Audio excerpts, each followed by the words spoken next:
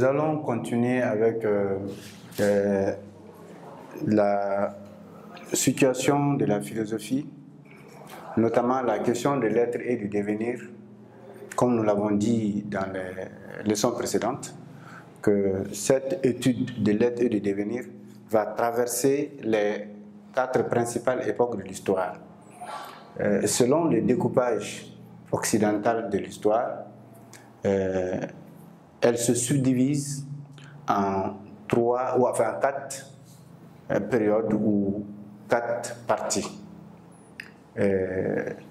On a déjà vu la première partie, il s'agit de l'Antiquité, la situation de la philosophie et précisément la question de l'être et du devenir posée par les philosophes pendant cette époque-là. Pour ce qui concerne l'époque médiévale, il est bon, avant d'aller dans le fond du sujet, de se questionner sur l'être et le devenir, mais surtout sur le Moyen-Âge. Comment était le Moyen-Âge? Les conditions dans lesquelles la philosophie s'est produite, les conditions sociologiques, les conditions sociales, économiques, politiques et culturelles.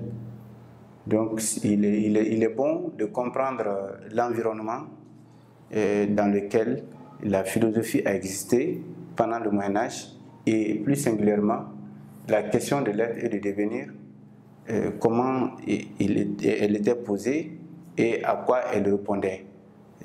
Les préoccupations vont être nouvelles puisque cette période aussi vient avec ces réalités qui sont distinctes de celles de l'Antiquité. Alors, le Moyen-Âge, qu'on appelle aussi époque médiévale, c'est la même chose. Époque médiévale ou Moyen-Âge. Bien sûr, c'est la période qui vient après l'Antiquité. Les historiens, et pour ce qui concerne la philosophie également, elles partagent cette division de l'histoire.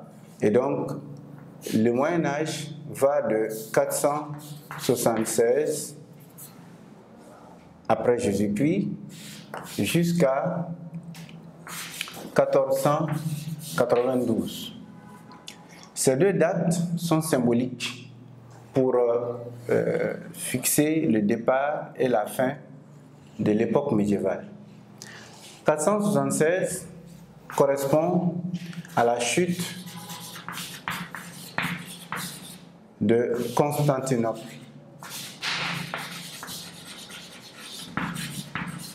Constantinople, c'est Byzance, ça se trouve en actuelle Turquie et ça correspond justement à Istanbul actuelle, qui est la 2e ville turque. Et là-bas, on avait constitué, l'Empire romain d'Orient avait constitué un empire. C'est la chute de Byzance ou de Constantinople qui est considérée par les historiens comme la fin de l'Antiquité et le départ ou le commencement du Moyen-Âge. 1492, comme on le sait déjà, c'est la date à laquelle Christophe découvert l'Amérique. Découverte de l'Amérique par Christophe Colomb.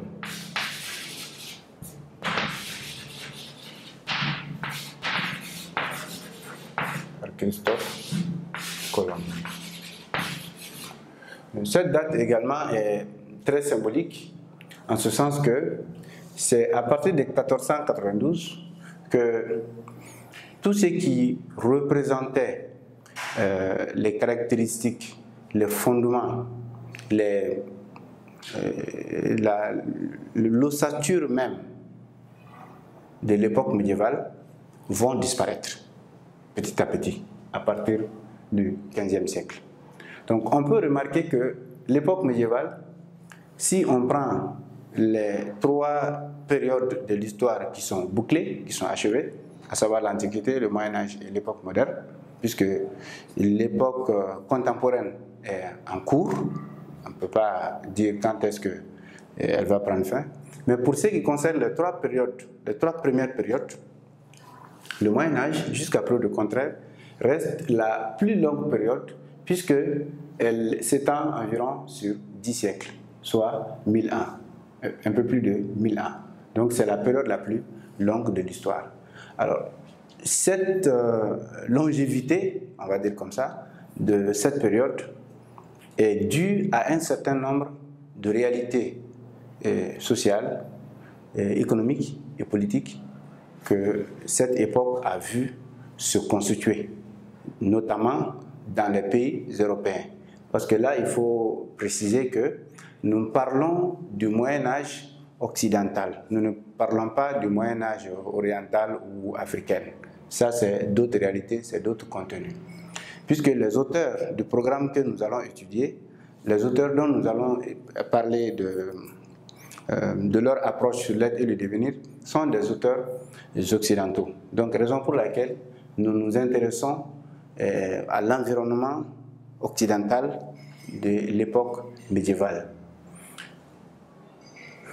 Cela nous conduit à notre grandeur, donc l'organisation sociale et économique de l'époque médiévale. D'abord, ce qu'il faut préciser tout de suite, c'est que l'époque médiévale est reconnue par la domination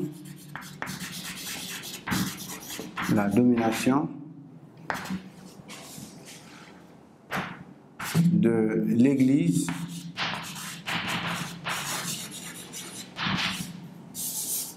à travers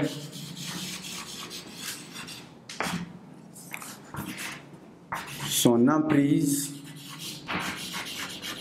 sur la terre. J'allais dire sur les terres cultivables. Si l'Antiquité était caractérisée par l'esclavagisme, par une classe sociale dédiée aux travaux physiques, qu'étaient les esclaves, qui étaient totalement à la disposition de leur maître, le Moyen-Âge verra justement le démantèlement de cette situation et son remplacement par une nouvelle situation, par on va dire un nouvel ordre social, où nous avons les seigneurs qui parlent d'Église, parlent notamment des responsables de l'Église. Il s'agit des prêtres.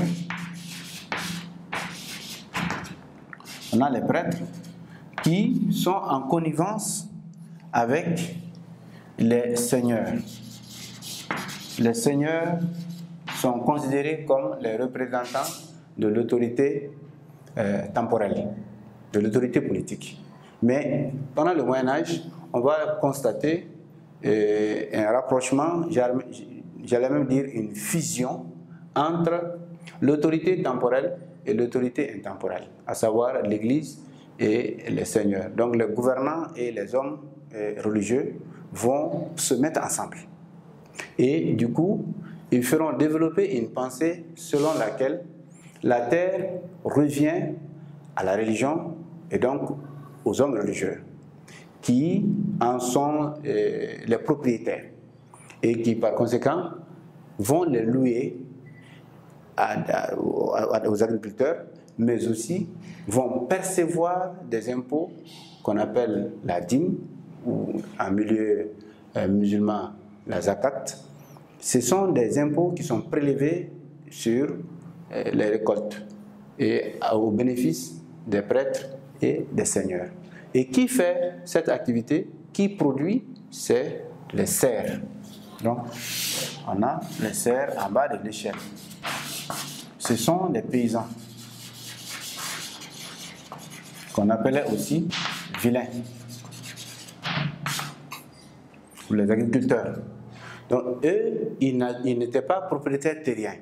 Les propriétaires terriens, c'est l'Église, c'est ces complices seigneurs qui louent et qui perçoivent de l'eau de tribut sur ces terres agricoles. Donc cela donnait un pouvoir économique assez puissant à l'Église qui, par ce pouvoir-là, imposait sa domination à l'ensemble de la société.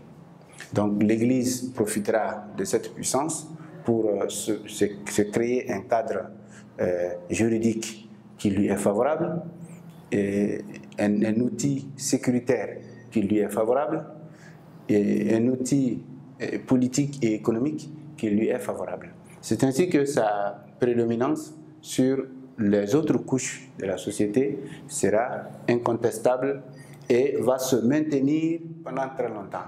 Alors c'est ce qui explique, on va dire, un peu la longue durée de l'époque médiévale, puisque l'Église s'est bien enracinée et a pu se maintenir devant les serfs qui étaient soumis à cette situation-là. Donc cela va favoriser l'Église et le maintien de l'Église et sa domination. Alors, on verra quand même, il est bon de le signaler, que l'Église ne va pas se contenter seulement de ramener tout à elle-même. L'Église va aussi participer à certaines actions de développement de la science et de la technique. On assistera au Moyen-Âge à l'invention. L'Église va financer beaucoup la recherche. Et il faut quand même préciser que la recherche que l'Église finance, c'est une recherche qui lui est favorable, c'est-à-dire qui n'est pas en mission avec les dogmes chrétiens. Sinon, toute découverte scientifique qui pouvait aller à l'encontre de la Bible ou des principes ou des prescriptions bibliques était automatiquement bannie et les auteurs faisaient les frais. On connaît des gens qui ont été punis ça et là à cause de ça. On peut citer par exemple Galilée, qui est mort en résidence surveillée du fait qu'il soutenait la thèse que la Terre tournait. Le simple fait de dire que la Terre tourne, ça lui a coûté énormément cher, ça lui a coûté la vie, dans la mesure où cela était contraire aux prescriptions bibliques de l'époque. Avant lui, on connaît également, je citais Galilée, on connaît aussi Copernic, avant Galilée, Nicolas Copernic, qui également fera les frais pour les mêmes objectifs. Et beaucoup de savants également ont perdu la vie pendant l'époque médiévale, devant la pression de l'Église, puisque leurs découvertes, leurs réalisations scientifiques n'étaient pas en harmonie avec les prescriptions bibliques. Ensuite, les découvertes, toujours dans la logique des découvertes, comme je le disais tantôt, l'Église va quand même favoriser toute découverte qui était favorable à ses principes. Notamment, il y a eu quelques munitions, telles que le poudre à canon, ça a été inventé pendant le Moyen-Âge, la montre, la boussole, sont autant d'inventions qui ont été faites avec l'accompagnement de l'Église.